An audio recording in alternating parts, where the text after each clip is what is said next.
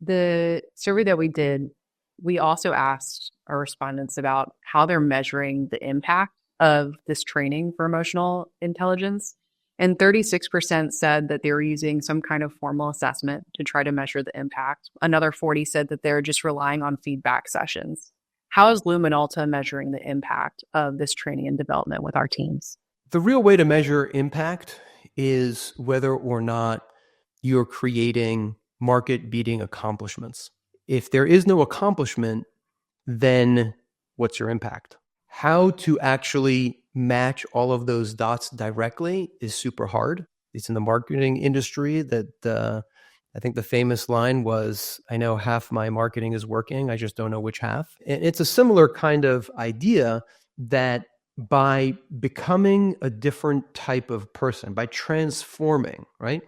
And EQ and emotional intelligence is a abstracted word, right? And there's a lot of value in trying to understand specifically what are the skills and the tactics that we are improving and we see people getting better in. So we can talk about it as in making better assessments. We can talk about it as grounding assessments, providing proof for what it is that you have to say. We can notice if they get a criticism, how do they react to that criticism? Do they simply accept it as fact, or can they create some space and try to understand if there is legitimacy even to some of that criticism, and then be able to create a plan to address it? So there are very specific things that we can work on and train, and then see that that person is a different person.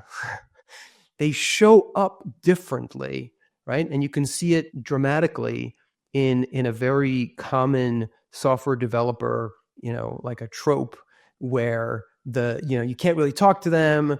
They're the expert. They're hiding in the closet somewhere. They're not so good with the people, but they're really good in math and making algorithms. But over time, right, if you have somebody like that and you're training them, then they're having more conversations.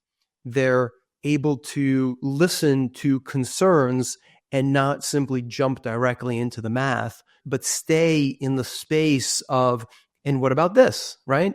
Have you considered that? Right? What happened when you did that? All of a sudden, the interaction and the quality of relationship between customer and developer just goes higher, and you can just see it. So I wouldn't say there's anything that we particularly measure, but these types of stories is what we look for.